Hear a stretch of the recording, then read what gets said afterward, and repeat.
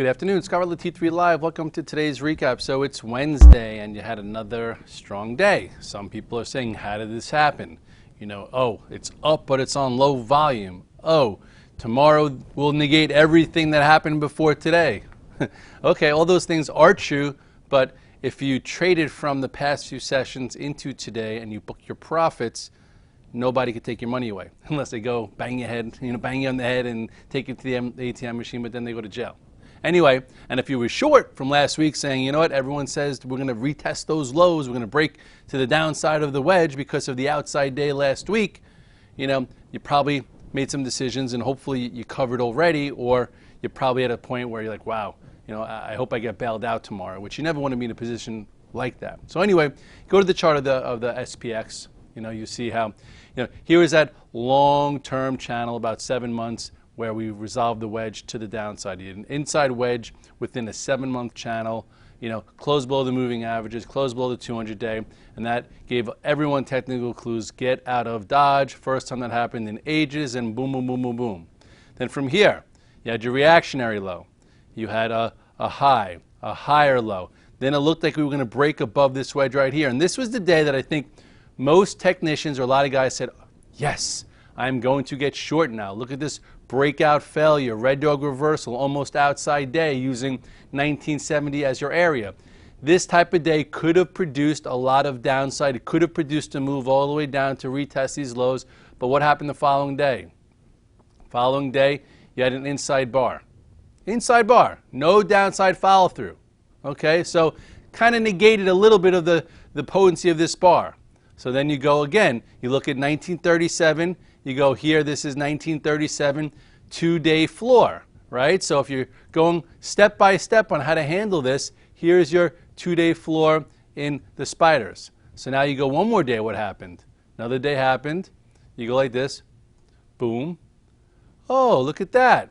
Another day above 1937. You now have a 3-day floor of 1937 negating the power of this outside day. This is probably, if you were thinking short, going to retest the lows, that's when you re-evaluate your process of what you're thinking. Then I think yesterday, another small higher low. So now you have an outside day, 3 higher lows, 1937 being the floor, then this one being 1948.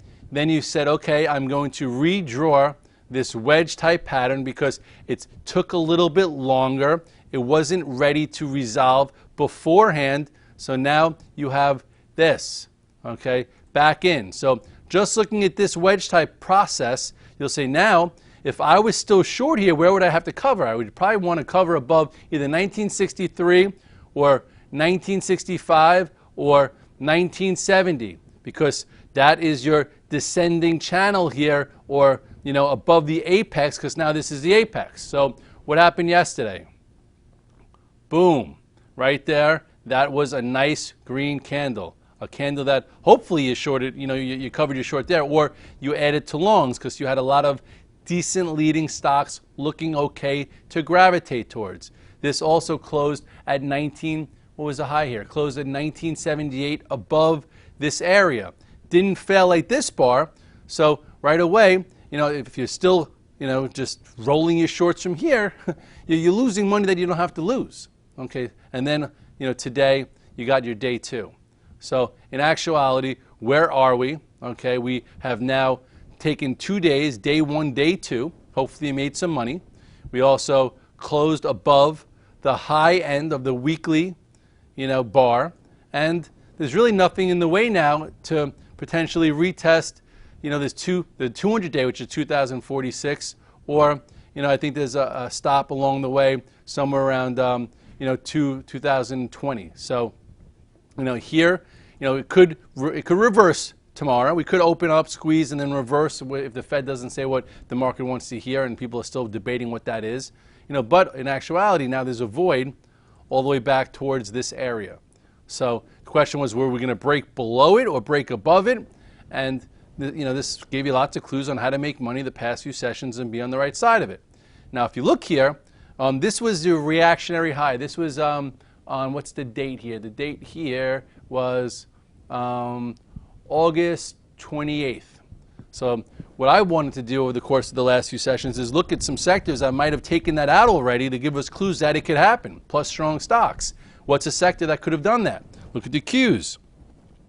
Qs took out this little spot yesterday. So you have technology breaking above the weekly resistance, above the 200-day.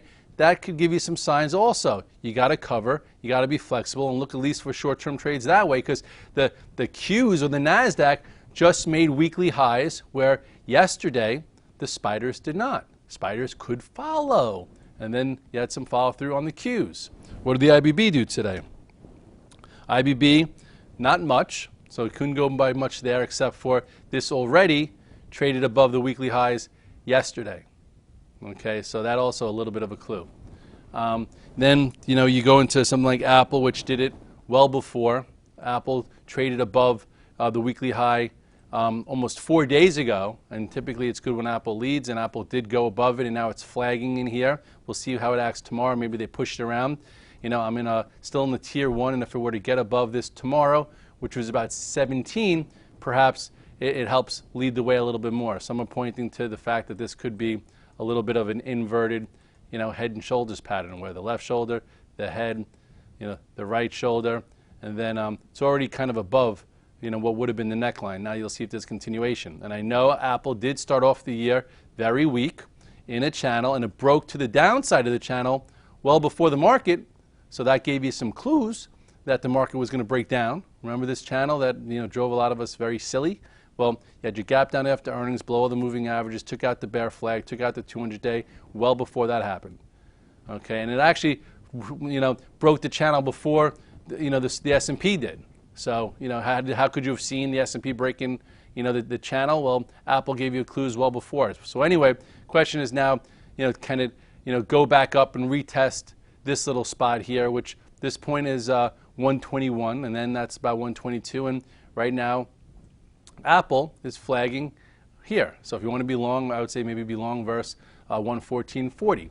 So anyway, looking for clues. That's what we do. We look for clues. Then yesterday, the banks woke up, and I said, what? Lots of banks crossed above the apex of that wedge, and maybe they play catch up.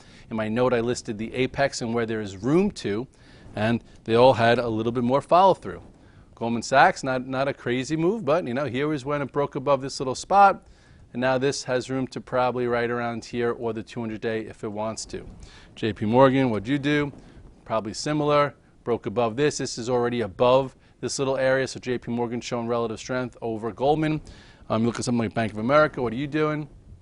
This kind of looks like JP Morgan. There was a note saying the Bank of America, if rates do get raised, or in a better environment like that, this could benefit, and this is already almost above the pivot, so we'll see what happens there. So anyway, little spots to do, okay, or things to do.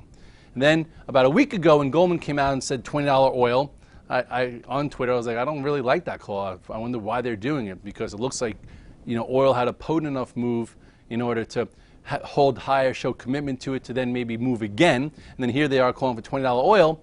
So I was like, okay, let's see if there's any commitment to the USO or the XLE to help the broader market lift the tide, which is like the spiders, because the S&P or the spiders were not going to get above 196, 197 if the XLE was going to break that 62.50, if that's the level in my head that I remembered, and if the USO is going to break 14.25. And I don't have a teleprompter in front of me, but I know those are the levels because I wrote about them every day in my note. Do they hold? XLE, well, you look at it now. XLE gave you that first initial move off the lows, which was pretty potent. Then you had the gap here, and what did the gap do? It held. Showed some commitment. Where did I get long? Yesterday. I sold today, but it does look like maybe it could continue. This thing's been battered and bruised, and if the broader market wants to rally, look where this came from. This is still only down here, so that's why I didn't like that call. But anyway, we'll see if it moves up to this spot. With oil too. Remember that day one, doing the day count rule? Talked about the day one here, okay, to at least cover and maybe buy, and that was way back here. Let me get my little trusty crayon, because me, I'm just a crayon guy. Anyway, here's day one, day two, day three, which you always sell into. Then what did it do? It held above 14 that we were talking about. And then today, if you're looking at a bullish flag off the bottom, had a nice move above it with the inventory number. Okay, so anyway, let me get off of here, boom.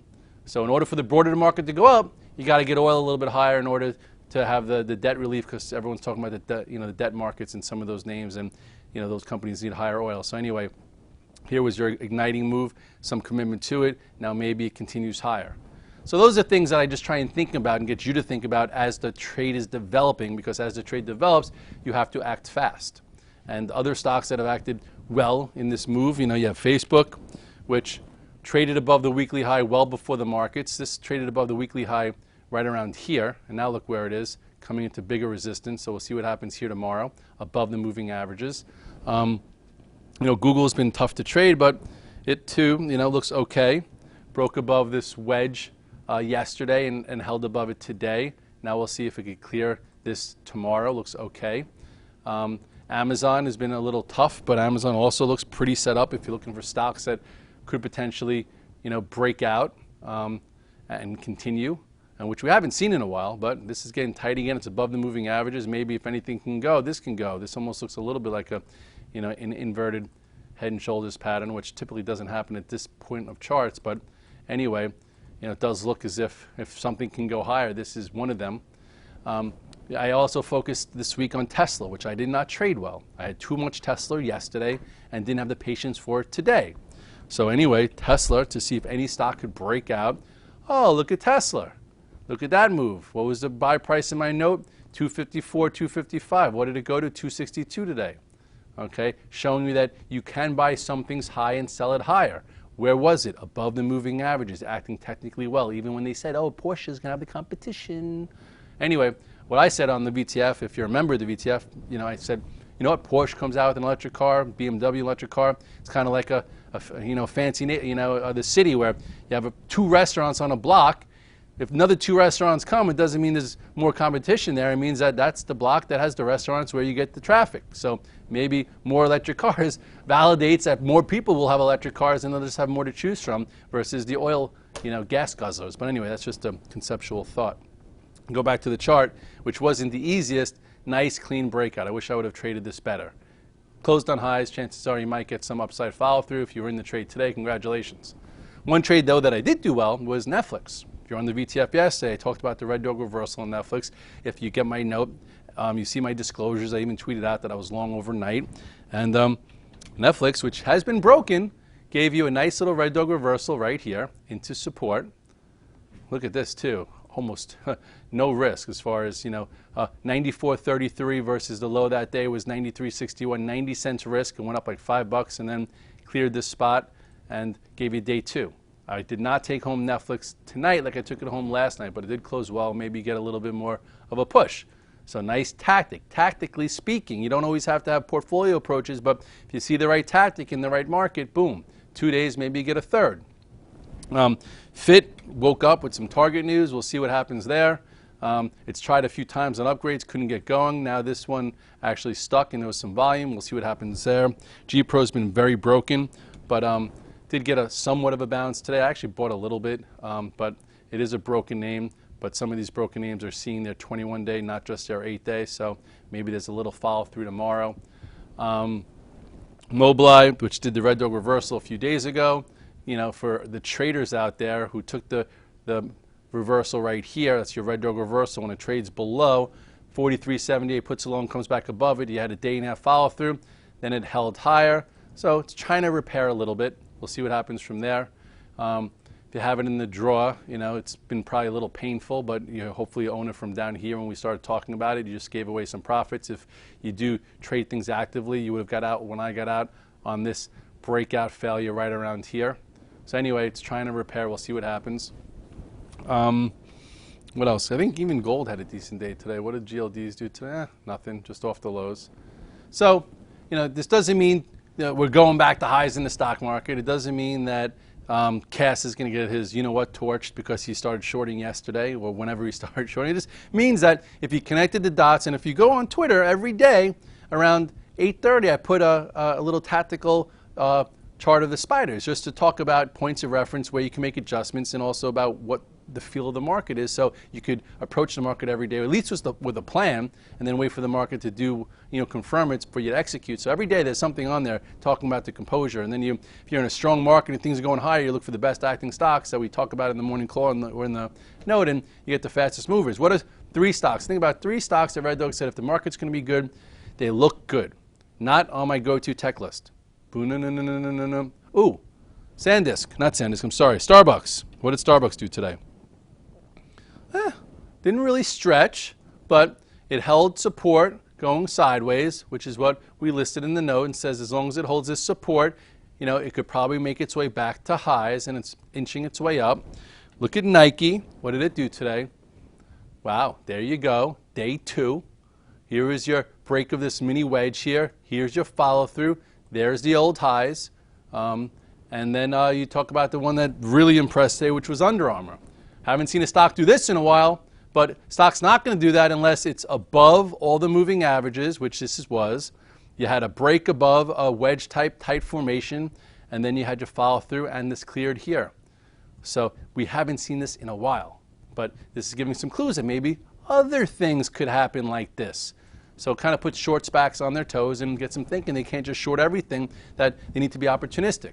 So anyway, you could just look for shorts and you could just feel more comfortable long, and everyone knows I feel a bit more comfortable long, but you can't have jaded glasses on and just stick with people, whether it's zero head, whatever they are, the bearish guys out there, because they might be just typing about it, they might be just time stamping it, and if you're trading real money, by the time their thesis hits or gets confirmed, you might not be solving, and you might lose your limit, and you might be too tired out from the trade.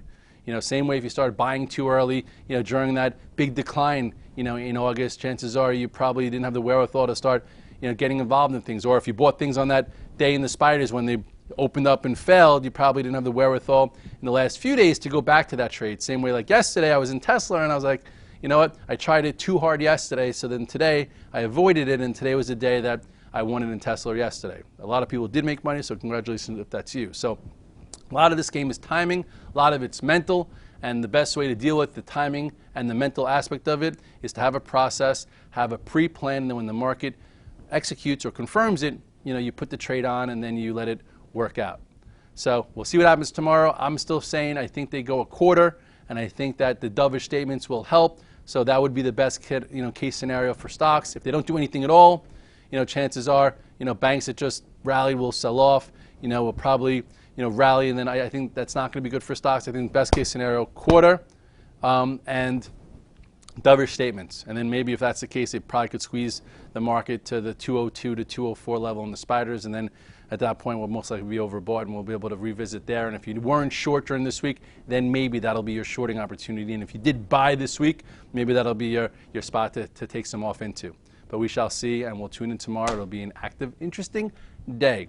And maybe on Twitter, if my wife's out, I'll sit down, open up a bottle of wine, and we'll watch the debate and get to see how Trump goes at it with everyone tonight. That was fun last time. Have a good one.